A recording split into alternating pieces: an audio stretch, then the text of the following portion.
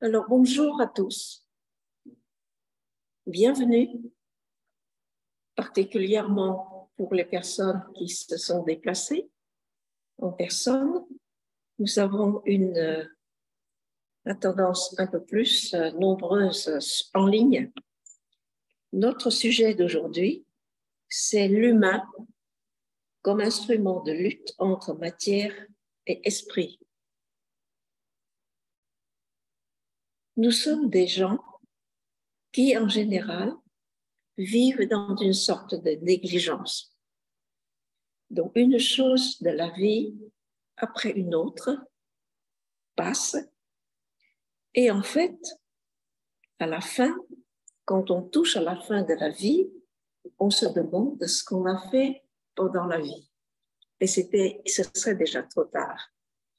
Alors, quand on commence à vivre avec une sorte d'attention plus grande, ou pour être plus humble, on dirait avec moins de négligence, on s'aperçoit que la vie humaine a un but qui nous échappe en tant qu'humains. Pourquoi? Parce que nous sommes d'abord nés dans l'ignorance. Et comme nous n'avons pas cette volonté déterminée de toujours apprendre, nous prolongeons notre état d'ignorant pendant très longtemps. Mais avec un tout petit peu de pause. Le facteur pause est très important. Le facteur pause fait que nous ne nous laissons pas happer par les événements de la vie, mais que nous nous laissons à la fois vivre certainement, mais avec une certaine conscience vivante à l'intérieur. Ce qui fait qu'à un certain moment, il nous arrive inévitablement de nous poser la question, mais pourquoi est-ce que je suis sur Terre? Pourquoi je suis là? Et en fait, pourquoi je suis né, etc., etc. Et une cohorte d'autres questions va suivre de façon tout à fait logique, parce que du moment où on pose la première question, cela fait comme une sorte d'enracinement. Ça donne l'arbre, ça donne les branches, ça donne les branches, les feuilles, etc. Et ça donne des petites questions de détails. Et on se perd dans les détails, à se questionner pour les détails, perdre son temps à trouver la solution, la réponse de détail, et on oublie la vraie question. Pourquoi on est là? Pourquoi on est là? Et pour comprendre, réfléchir et arriver à une certaine proposition de réponse, il faut d'abord comprendre aussi un tout petit peu, pas dans l'ensemble, parce que nous ne sommes pas capables encore de comprendre l'essentiel, l'ensemble de l'univers dont nous faisons partie intégrante.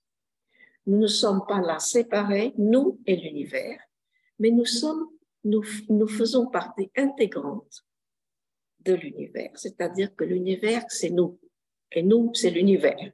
Alors, ce qui ne rend pas facile notre travail d'investigation, puisque nous faisons partie du système et nous essayons de réfléchir sur le système et notre rôle dans le système. Alors, pour commencer, il faut voir un tout petit peu, essayer d'imaginer notre place dans cet ensemble. Selon l'une des grandes philosophies de l'Inde, le Sankhya, tout ce qui existe dans l'univers est le résultat d'un assemblage d'esprit et de matière. Pour ceux qui ont un peu étudié, je cite deux noms sanscrits, mais oubliez-les tout de suite. C'est l'essentiel qui compte et le principe qui compte, mais pas le vocabulaire. Alors, donc, tout, c'est un ensemble un assemblage d'esprit et de matière. Purusha et Prakriti à des proportions différentes. La théorie dit que ce mélange arrive un certain point avec des éons en temps humain, arriver à un mélange très complexe, formé de molécules, de particules, etc., qui arrive à l'humain. Et en fait, l'humain, c'est un produit, c'est un résultat de cet assemblage entre esprit et matière. Mais le but, c'est de faire de telle sorte que cet assemblage, esprit-matière, arrive à cette capacité, comme je viens de dire, de réfléchir, étant partie intégrante du système, elle parvient à réfléchir sur le système lui-même. C'est tout à fait extraordinaire. Donc cet assemblage qui est l'humain, ensemble esprit et matière, arrive à se poser des questions de façon tout à fait d'ordre non seulement intellectuel, philosophique, mais aussi de façon spirituelle et qui touche cette chose essentielle qui est l'origine de l'humain lui-même. Alors donc, arrivé à ce point-là, eh bien, on se dit, mais comment se fait-il que, humain que je suis arrivé à la capacité de réfléchir à ces questions qui touchent la spiritualité, la divinité, etc., etc. Des questions sur l'éthique, des questions du bien, du mal, des questions que les autres règnes ne sont pas capables de poser. Évidemment, vous avez des animaux très intelligents autour de nous, de vous, et des fois, on sent que l'animal a un sens beaucoup plus développé que les humains, mais les animaux n'ont pas cette capacité de réfléchir sur eux-mêmes. C'est ça qui est la chose la plus importante. Nous sommes les seuls êtres capables, êtres sensibles, capables d'être soi conscient, c'est-à-dire penser « je suis », quelque chose comme ça. Et à partir de ce moment-là, on se pose la question, on se dit, mais comment se fait-il que j'arrive à comprendre, essayer au moins avoir cette volonté d'aller chercher la compréhension sur moi-même, sur l'univers, sur l'entourage, sur tout ce qui existe. C'est-à-dire, c'est vraiment une dimension spirituelle de la vie, mais n'est plus existentielle, comment survivre, etc. Mais de quoi s'agit-il comme nature, origine et perspective de la vie? Alors, je trouve encore un autre point d'enseignement dans les lettres des Mahatmas qui nous dit que arrive un certain moment quand la proportion entre esprit et matière arrive à l'équilibre, c'est-à-dire moitié-moitié, enfin avec notre esprit très terre à terre, on dit voilà moitié-moitié, mais dès l'instant où l'esprit prend un petit point de plus, cela fait basculer l'être dans une autre sorte de conscience qui fait qu'il se pose des questions sur lui-même et ne peut plus vivre de façon négligente sans tenir compte de la présence des autres. Et là, c'est le début d'une aventure nouvelle, une aventure de la conscience qui évolue. Et à partir de ce moment-là, on peut considérer que l'humain, c'est vraiment le moyen d'action du divin pour être utilisé comme une sorte de dynamo pour transcender la matière en esprit.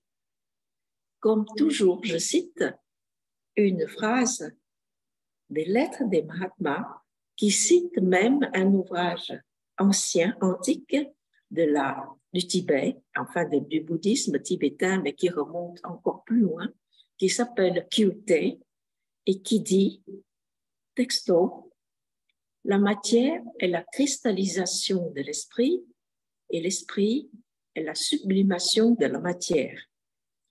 Avec ces trois éléments, que je viens juste de partager avec vous, c'est-à-dire la théorie du Sankhya, de la philosophie du Sankhya, qui dit que tout est un mélange d'esprit et matière. Et deuxièmement, arrive un certain moment où le complexe de l'ensemble esprit-matière arrive à son équilibre et apporte un avantage de l'esprit. Le complexe humain commence à fonctionner comme une sorte de dynamo pour faire transcender la matière. Et la spiritualité est fondée sur cet acte de sublimation de la matière en esprit. Alors, vous dites, tout cela, on comprend très bien théoriquement, mais comment est-ce que ça s'applique dans notre vie quotidienne de tous les jours? Eh bien, cela a une valeur pratique extraordinairement importante. Parce qu'on a beau dire, oh, tout cela, c'est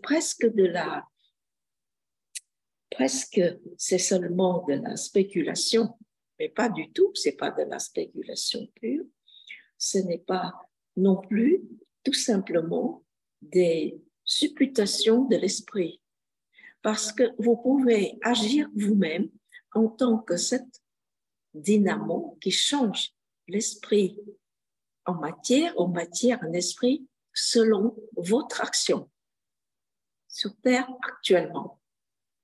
Pas dans la vie passée, pas dans la vie future, mais dans la vie présente. Toute action compte dans le présent. On ne rêve pas du futur et on ne fait pas de nostalgie du passé. C'est le présent qui compte, ce que je fais. Donc, ce que je fais a une valeur toujours, inévitablement, a une valeur éthique. Si ma motivation est tout à fait égoïste, que je ne fais que pour moi-même, évidemment, je ne peux pas penser de façon tout à fait contradictoire qu'avec cette action, je peux spiritualiser la matière et spiritualiser ma vie. Cela ne va pas avoir le même sens. Donc, tout acte, j'ose prononcer le mot altruiste, nous permet de spiritualiser la matière en nous pour transformer cette matière, pour le sublimer en esprit et nous rendre notre mental plus spirituel, pour le faire sortir de ce giron, de ce enclos de l'égoïsme. Une phrase aussi des lettres de Mahatma dit « Tout ce qui compte pour nous, c'est-à-dire pour eux, c'est la motivation. » Pourquoi on fait un acte qui est caractérisé de bien, qui définit le bien? Évidemment, cela compte aussi derrière dans notre mental. On peut faire le bien parce qu'on souhaite déjà le bien. Alors là, on souhaite le bien, on parle bien et on agit bien. Mais on peut aussi faire le contraire comme beaucoup de gens. On fait le bien, mais derrière, on ne pense pas bien. Par intérêt ou par tout simplement, c'est une sorte d'hypocrisie qui nous permet de vivre dans la vie des êtres humains. Mais il faut faire très attention pour éviter ce piège. Régler d'abord notre motivation. Si la motivation est vraiment correcte, éthiquement correcte, eh bien, le bien que nous faisons, suite à cette motivation, compte vraiment pour le bien.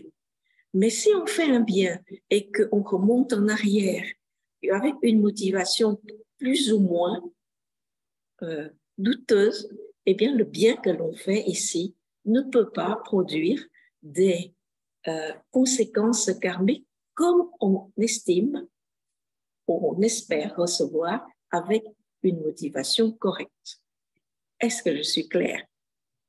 Alors donc, vous voyez qu'une théorie apparemment très complexe, comme la philosophie du Sankhya, mais à la lumière de l'enseignement théosophique, ça devient très clair parce qu'on voit très très bien qu'on ne peut pas séparer esprit et matière, parce que c'est tout à fait une vision de l'esprit, une vue de l'esprit. Tout est ensemble. Et nous-mêmes, nous ne pouvons pas nous séparer de la matière en partie matérielle en nous. Donc, ce qui importe, c'est de spiritualiser cette partie matérielle pour le transformer, le sublimer au maximum pour qu'il devienne spirituel. Et c'est cela notre lutte, notre dharma, notre obligation éthique dans la vie. Ça semble simple quand je dis comme ça. Ce qui est difficile, alors donc, ce qui fait que ça semble complexe au départ, puis qu'on applique à soi-même, on dit oui, puis en fait c'est simple. Les théories très intellectuelles, très spirituelles, ça devient beaucoup plus difficile. Et puis finalement, quand on applique à soi-même, ce qui est difficile, ce n'est pas de le faire, ce qui est difficile de vouloir le faire. C'est de vouloir le faire. Tout simplement parce que vous savez bien qu'on essaie de comprendre avec beaucoup de philosophie et d'enseignement. On sait que la philosophie de l'alchimie, c'est-à-dire l'hermétisme, enseigne que tout se ressemble, s'assemble. Et donc, quand vous voulez faire du bien, il ne faut pas trop fréquenter les gens qui ne sont pas bien. Parce que, bon, pardon, je ne fais pas de ségrégation, mais c'est une sorte de mélange de magnétisme. Donc, il faut d'abord se reconstituer de façon forte avant d'aider les autres. C'est-à-dire apprendre à nager et maîtriser la natation avant de sauter dans la rivière pour sauvegarder, pour sauver les gens qui se noient. Et on est là, on est prêt à les sauver. Mais il faut d'abord nous former, n'est-ce pas? Alors, d'accord. Donc, tout cela veut dire que tout notre parcours, c'est d'apprendre. D'apprendre pour être apte à servir, apte à aider les autres. Souvent, on a cette prétention tout à fait innocente, prématurée, qui dit « je veux bien aider les autres ». Oui, c'est la motivation qui est bonne au départ, c'est bien. Mais est-ce que j'ai les moyens de le faire? Parce que pour aider les gens ignorants, et que je suis aussi ignorant, on tombe tout le monde en bonne groupe joyeusement dans le même fossé. Donc, pour aider les uns les autres, il faut d'abord avoir une certaine base de connaissances. Et c'est là le rôle aussi de la société théosophique pour rassembler les gens de bonne volonté, n'est-ce pas, pour apprendre, pour pouvoir s'entraider, mais pas seulement souhaiter aider. Il y a beaucoup de bonne volonté dans le monde, mais les bonnes intentions, comme vous le savez, il y a un dicton qui dit les bonnes intentions partent le chemin vers l'enfer. Bon, c'est un dicton, mais enfin, en général, c'est vrai, parce que des fois, on reste toute la vie avec des bonnes intentions. Mais les intentions n'arrivent jamais à prendre forme. Bon, eh ben, ce sont des braves gens, très bien. Tous, tout à fait, qui méritent la sympathie, l'amitié, etc. Parfois même l'affection. Mais notre conversation ici, notre entretien ne concerne pas ce sujet. Notre entretien, c'est réaliser que l'être humain, c'est vraiment un dynamo pour transformer la matière en esprit. Et dans ce sens, l'humain, c'est un instrument de lutte dans l'ensemble, dans ce système réglé par l'intelligence universelle ou le divin pour rendre tout le système plus intelligent, plus spirituel. Est-ce que je suis assez claire? Je vais vous réserver vos questions à la fin du partage. Alors donc, du moment où on agit comme une sorte de dynamo, on peut se poser la question, mais où est-ce que ça se passe?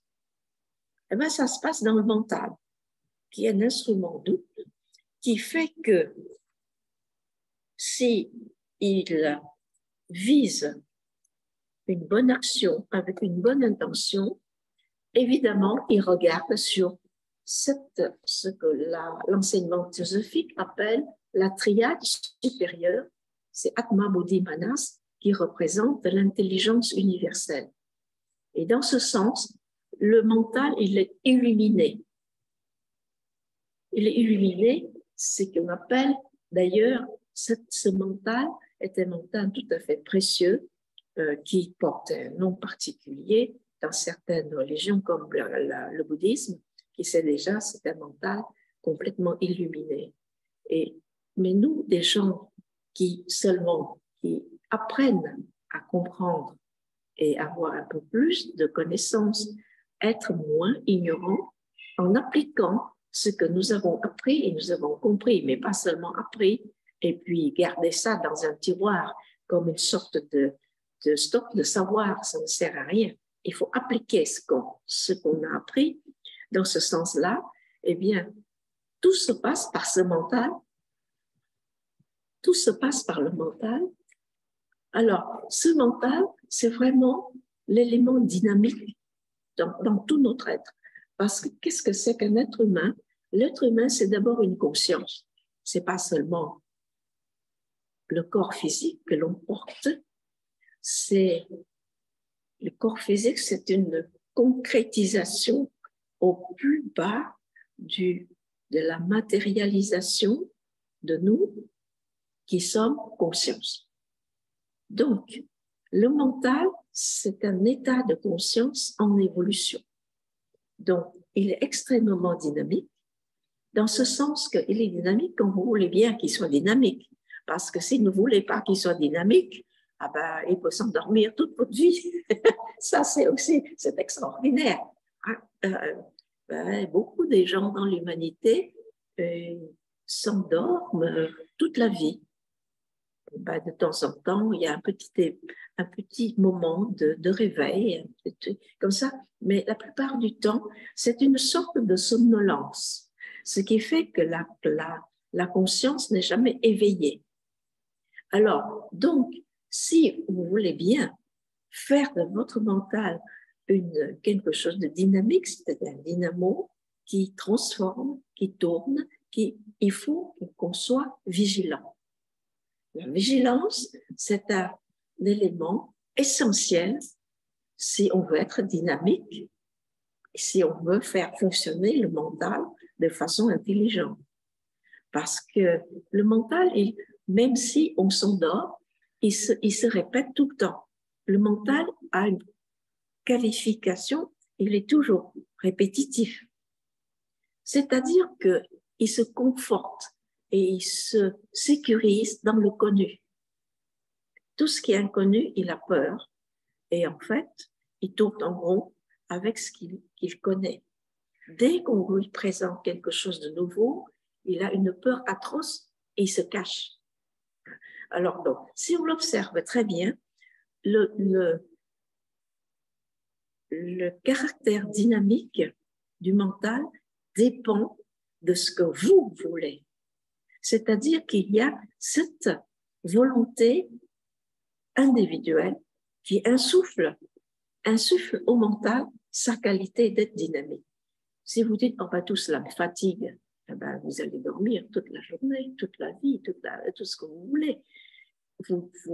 C'est un ensemble, c'est une mentalité, c'est un profil du mental, n'est-ce pas? Donc, il faut observer soi-même pour voir est-ce qu'on est assez dynamique pour faire fonctionner le mental comme ce dynamo qui transforme les choses. Et donc, l'élément essentiel, c'est la vigilance. Quand je fais quelque chose, une action que je ne sais pas encore si elle est bien mal, mais que j'ai toujours tendance à dire que c'est bien puisque c'est moi qui le fais. L'égoïsme, il a cette tendance-là de se voir toujours parfait, hein, mais il faut avoir cette intégrité de dire ce que je fais là, est-ce que c'est bien? Dans l'ensemble, apparemment, tout est bien, même parfait, mais si on va un peu au fond des choses, on peut se critiquer, honnêtement, mais c'est ce que je fais. c'est vraiment pas 100% bien. Il y a une partie qui est bien, une partie qui n'est pas bien. Alors, je me rectifie. Donc, dans cette dynamique-là, le mental nous aide à nous rectifier. Et quand c'est rectifié dans le mental, tout le reste va être rectifié parce que c'est le roi des autres sens, le mental. Le roi des autres. Le mental décide quelque chose, les autres suivent. Mais si le mental se laisse aller, se laisse s'endormir et n'écoute que l'indécence, eh ben, vous voyez le résultat tout de suite dans le corps physique de quelqu'un, n'est-ce pas? Alors donc, soyez vigilants si vous voulez suivre cette démarche de dessein divin qui veut que l'être humain soit un instrument de lutte entre matière et esprit et qu'il faut que l'esprit gagne, puisque c'est cela le fin fond de l'histoire. Toute notre démarche, notre sentier spirituel, c'est de rendre tout spirituel. Arrive un moment où, pour réaliser que cette spiritualité, c'est vraiment notre propre nature.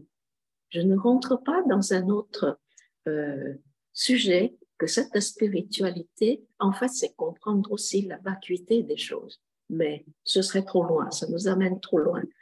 On va s'arrêter peut-être ici pour pouvoir traiter les questions, si vous voulez. Je ne sais pas si le message est bien passé. Il est simple, il est en 3 points. Le Sankhya qui fait que nous tous, sans exception dans l'univers, un mélange d'esprit et matière. L'humain est un complexe esprit-matière qui arrive à un certain point, il acquiert la capacité de réfléchir sur lui-même, l'humain, et dès qu'il y a un seul iota d'esprit qui déborde, il gagne la bataille dans cette grande guerre, dans cette grande lutte. Il gagne à une seule condition, c'est de nourrir l'intelligence et la vigilance. C'est OK? Très bien. Alors donc, si vous avez des questions, on peut passer aux questions. Est-ce que c'est M. Deguet qui voulait? Oui, allez-y, monsieur. Je veux savoir si... Parlez un peu plus fort pour que ceux en ligne vous entendent aussi. Dans cette aventure, il y a une énergie. Mais cette énergie, là, on est présent dans cette vie. Actuellement, on est, on vit, on meurt. Il y a cette énergie-là. Mais est-ce qu'il n'y a pas une notion, je pense, qui est importante, surtout dans la philosophie de l'Inde, c'est la notion du karma. Karma, c'est l'action, l'acte qu'on fait. Et si je plante des tomates, c'est des tomates qui vont, etc., etc. Les actions qu'on a vont avoir des conséquences. Mais au départ, est-ce que l'on est quand même avec déjà les conséquences avec nous? C'est-à-dire, on a, je ne sais pas, comme un espèce de sac avec des graines bonnes et mauvaises. Mais oui, nous sommes uniques chacun, et chacun porte son sac. On a un passé différent les uns des autres, et en fait, tout ce que je viens de dire ne contredit pas du tout karma. Tout est karma. Tout est karma, et c'est selon la lourdeur de notre sac. Eh bien, on va accomplir cela plus ou moins facilement ou difficilement. Mais du moment où on a cette opportunité, et en fait, quand le sac n'est pas trop lourd, ça nous facilite la vision de ce que je viens de vous partager. Mais si le sac est trop lourd, eh bien, des fois, on refuse complètement. On refuse cette vision-là et on refuse même qu'on a un sac. On refuse qu'on a un sac parce qu'on assimile cela comme moi, c'est l'ego qui pèse très lourd. En fait, l'ego est toujours lourd à porter, mais plus ou moins. Et plus ou moins, plus surtout quand on refuse de voir l'état des choses. Eh ben, ils sont presque à moitié sauvés quand ils commencent à dire « Oh là là, mon problème, c'est le problème de l'ego ». C'est-à-dire réaliser qu'ils ont un sac à dos qui trimballe depuis longtemps.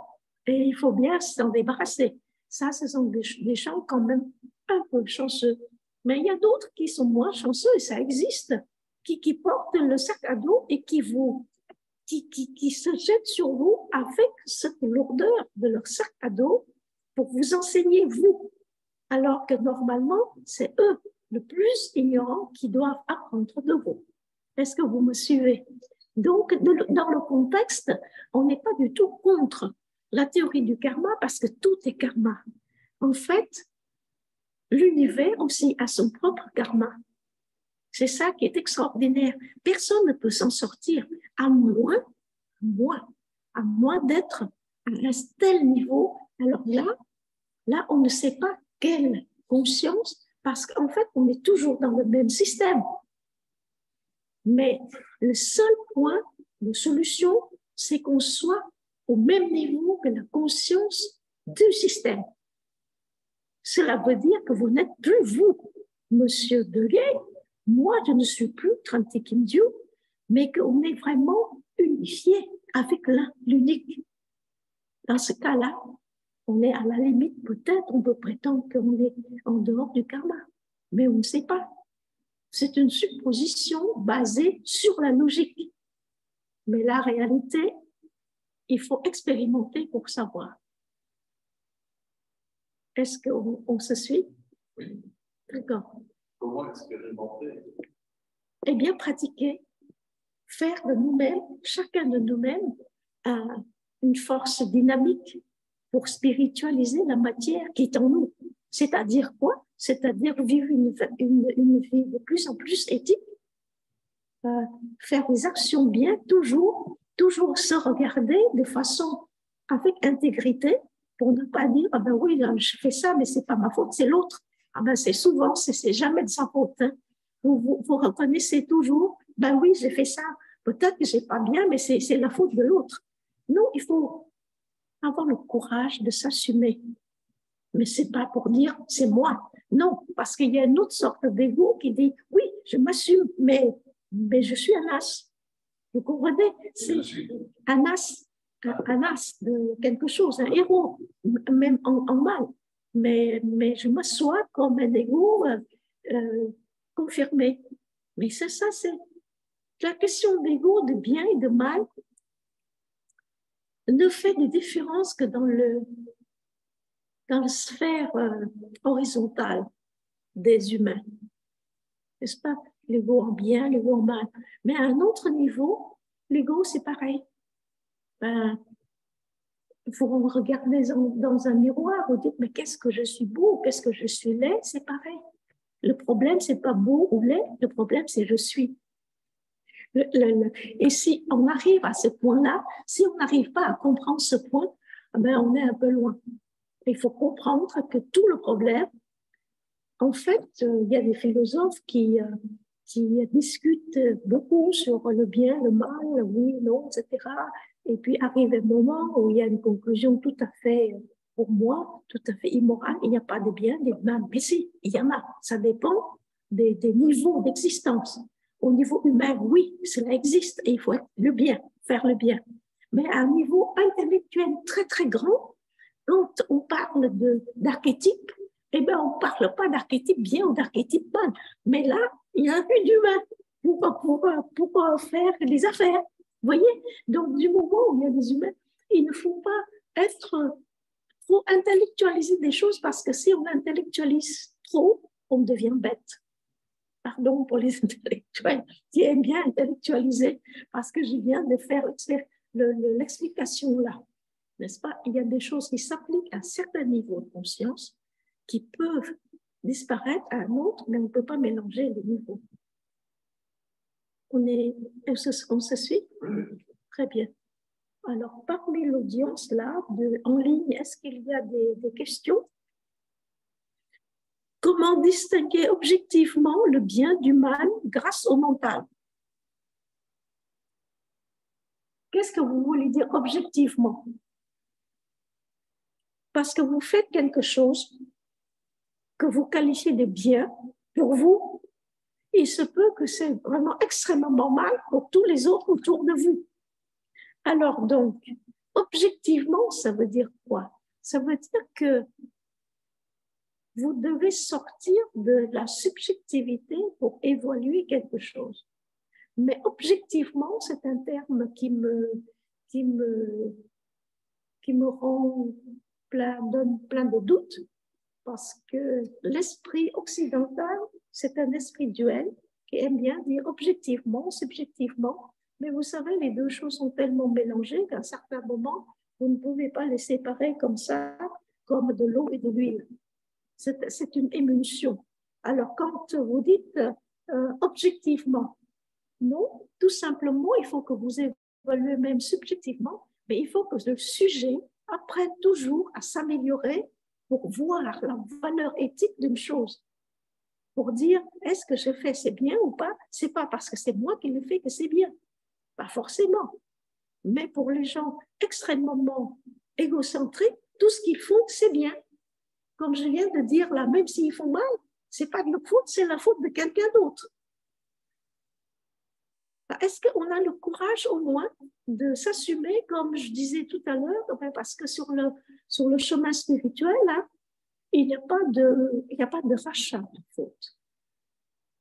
Désolée, mais on ne peut pas faire une sorte de négociation pour les surendettements.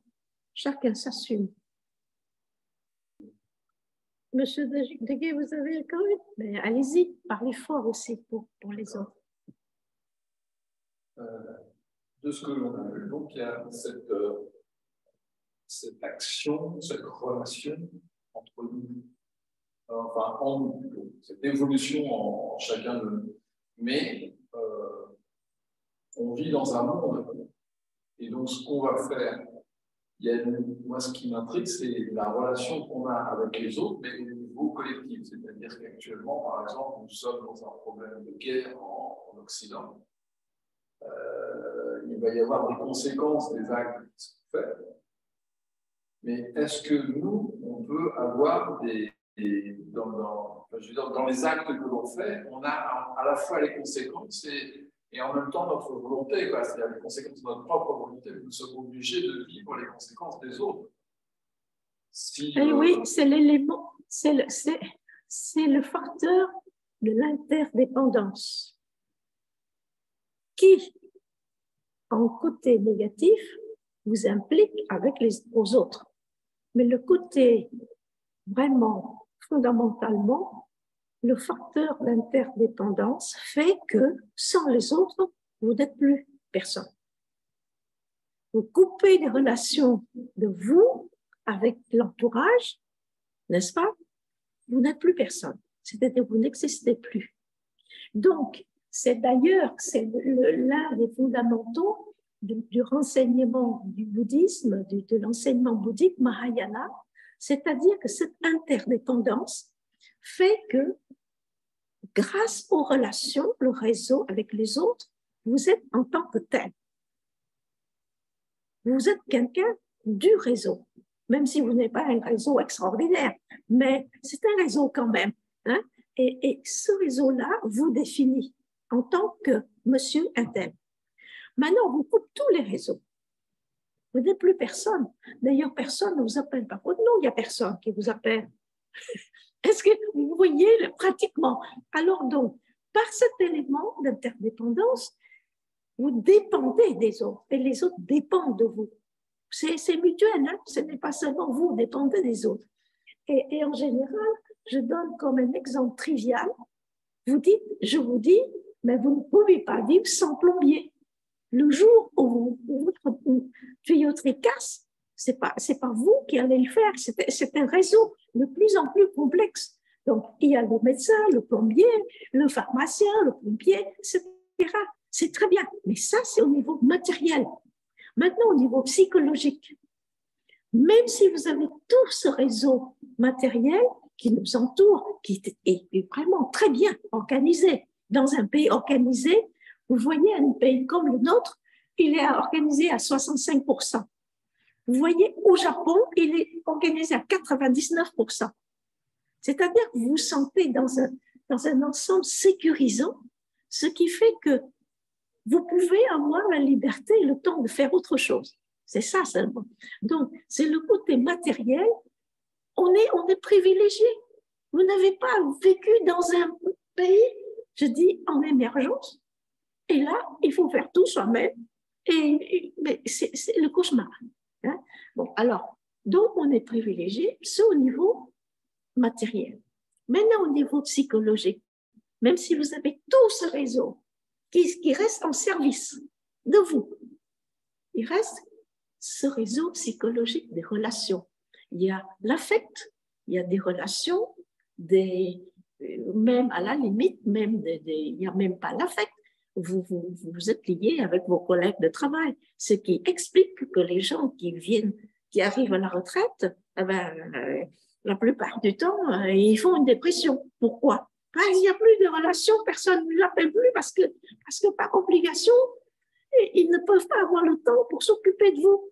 Vous voyez, c'est ça. Donc, il y a deux niveaux, matériel et le niveau psychologique, qui est aussi important, sinon plus, parce que si on est coupé de ce réseau-là de communication, de relations, on n'est plus rien. Alors là, l'exemple que j'ai donné, peut-être que c'est extrême. Hein. Il y a des gens à la retraite qui se débrouillent très bien. Mais alors, excusez-moi, ils se débrouillent bien parce que ils sont pas très exigeants.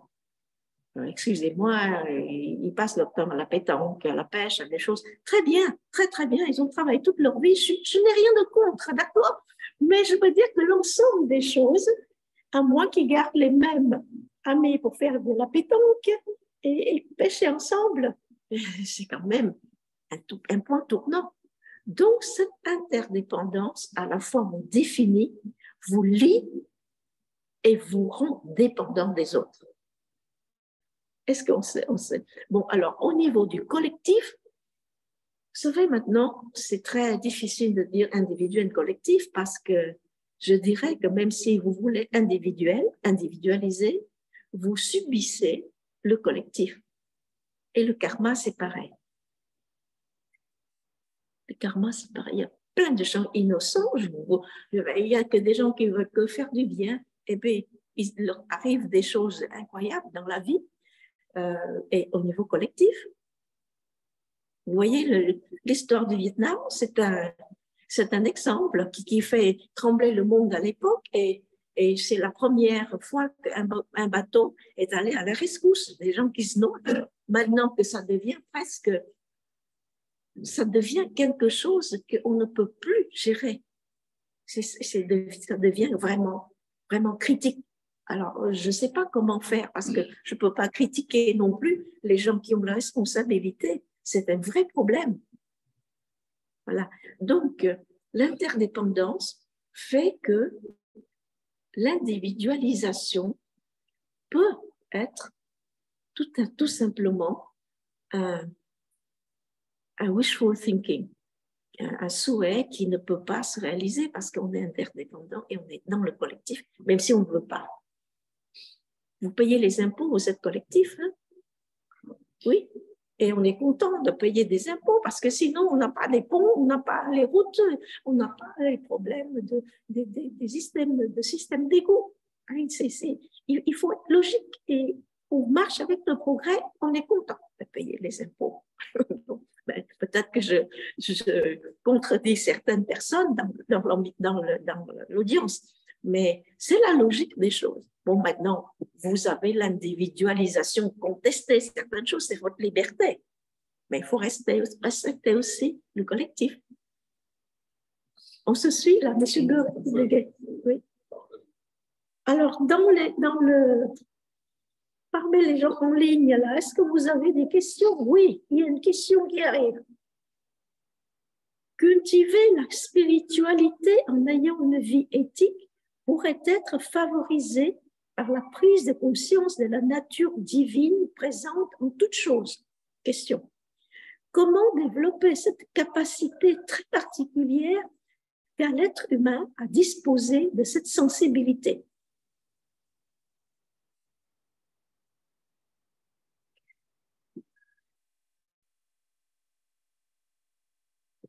Cultiver la spiritualité ayant une vie éthique pourrait être favorisée par la prise de conscience de la nature divine présente en toute chose. Oui, là, on est bien d'accord parce que là, on arrive à ce point-là, on est déjà d'accord sur ça.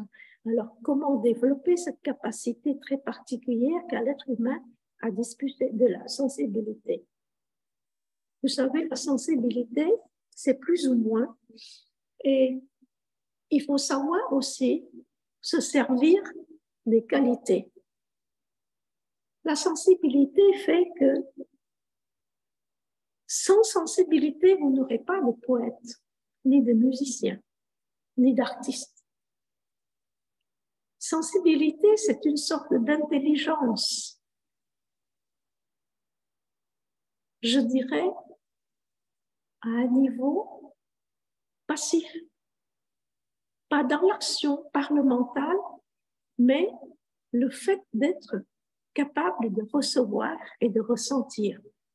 C'est le domaine des artistes, c'est-à-dire des musiciens, des poètes, etc. Et cette sensibilité-là,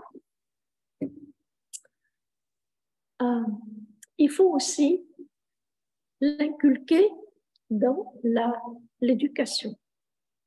Et dans l'éducation, pardon aussi, ce n'est pas une sorte de critique, c'est une observation. On ne forme pas trop les élèves à la sensibilité. On forme surtout l'intellect. D'ailleurs, ce n'est pas réussi parce que les jeunes maintenant, je compte sur mes doigts les jeunes qui réfléchissent. Pardon, les jeunes qui réfléchissent, c'est pas vous dont je parle. Alors donc, il faut prendre les choses en main, même dans les petites choses, pour réfléchir. Mais j'ai constaté que la jeunesse actuelle est attirée par une sorte de... attirée par le divertissement, comme le mental qui toujours demande à être diverti. C'est-à-dire, diverti, c'est prendre le chemin de traverse au lieu de marcher. C'est pour cela qu'il y a le problème des paradis artificiels, des substances qui font modifier le fonctionnement de la conscience. Le premier, c'est l'alcool. On ne pense pas souvent, mais quand on boit le premier verre, la conscience ne fonctionne pas comme pareil. Pour ça que c'est l'attrait, le divertissement. On est plus soi-même un peu avec l'alcool. C'est normalement, il faut apprendre à détester cela. Mais je ne vais pas faire des amis dans le lobby et des choses. Que chacun vive sa liberté, apprenne selon son rythme. Alors donc, le maître mot dans tout cela, c'est ne jamais faire des choses de façon inconsciente, apprendre à faire les choses avec attention, donc la vigilance et des règles. C'est pour répondre à la question, mais comment faire pour disposer de cette sensibilité? Chacun a une sensibilité définie aussi par notre karma, chacun son karma avec le sac à dos, avec le poids derrière. Donc, il y a des gens qui sont nés insensibles et il y a des gens qui sont nés hypersensibles. Mais avec le peu que l'on a, on peut le faire développer et par cette disposition à l'attention et à la vigilance et ne pas se laisser vivre, comme je disais au départ, et se laisser divertir, se laisser distraire, n'est-ce pas? Parce que ça semble, même vous êtes quelqu'un de très dur, vous ne vous distrayez jamais, mais si, dans cette sensibilité, on peut avoir une grande joie, ne serait que pour voir une fleur s'ouvrir sous le soleil. Mais c'est quelque chose d'extraordinaire. Est-ce qu'on a besoin d'aller boire une bouteille de champagne ou de l'avocat pour ça? Je dis qu'on voit une fleur de cerisier qui mais le lendemain, on revient, on dit, mais ce n'est plus, même en une fraction de seconde, si vous avez la sensibilité, vous pouvez voir la forêt d'érable. En une minute, ça change de couleur complètement.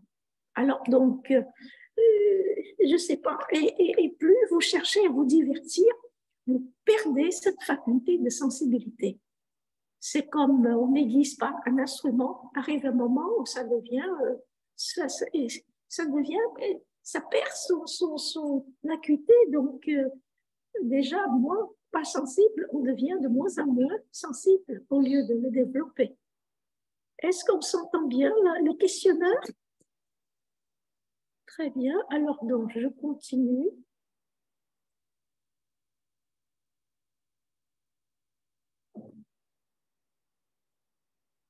Donc, la question, c'est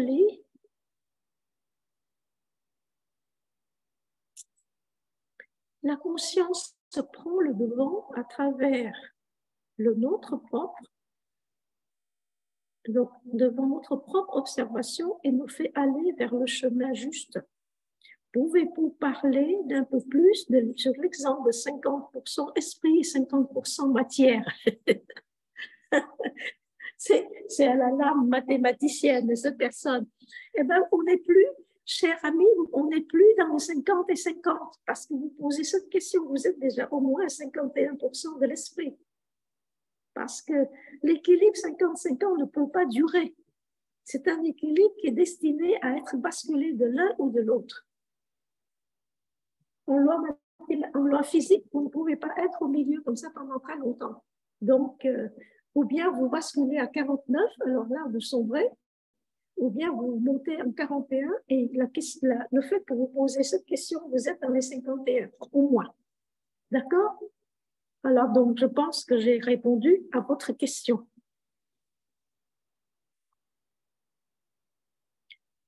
Alors, une autre.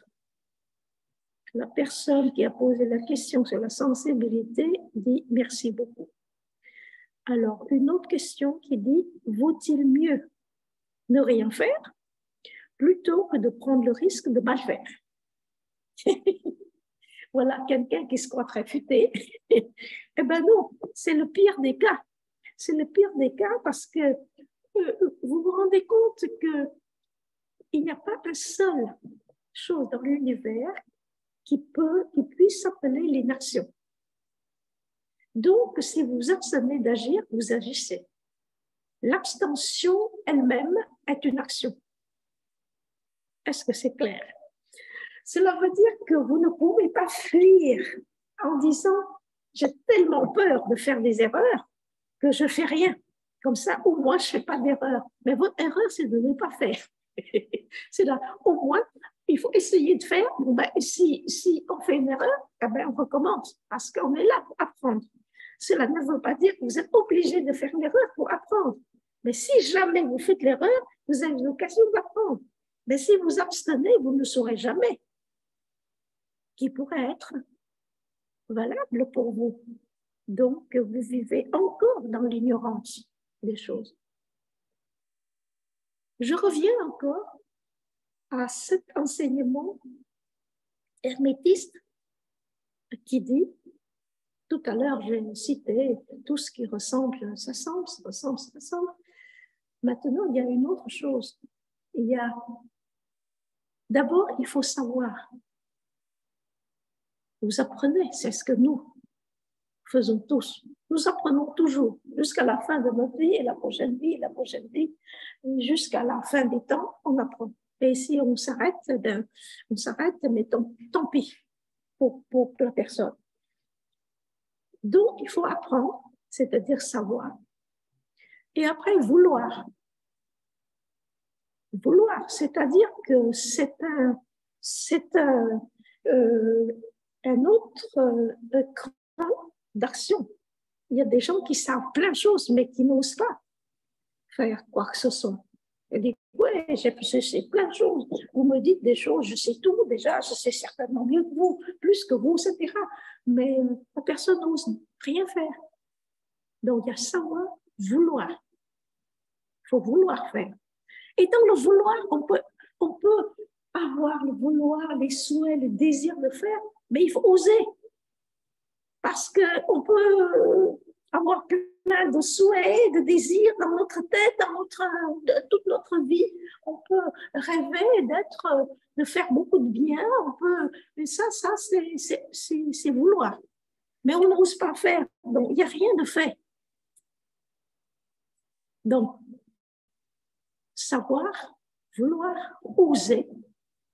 Il y a quatrième point, c'est se taire.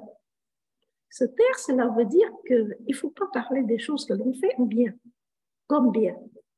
On fait, on se tait. Et puis, il y a certains niveaux de connaissances et d'éléments, arrivent à un certain moment, eh bien, il faut se taire parce que sinon, vous ne recevrez jamais l'enseignement.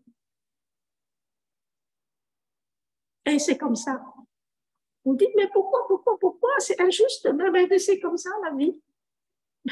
Si vous voulez aller plus loin, ce sont des conditions posées par l'hermétisme. Et la théosophie partage parfaitement ces 4 points. S'il n'y a plus de questions, nous pouvons ajourner notre session. Et je vous dis à la prochaine fois. Merci d'être venu, d'être présent, même en ligne. Et puis, vous avez tous reçu le programme par email. Je n'ai pas à répéter ici. Alors, donc, à très bientôt et soyez heureux entre-temps. Vivons dans la même condition d'apprentissage, c'est-à-dire être toujours dans la mesure du possible, d'être vigilant. Merci et soyez heureux. Au revoir.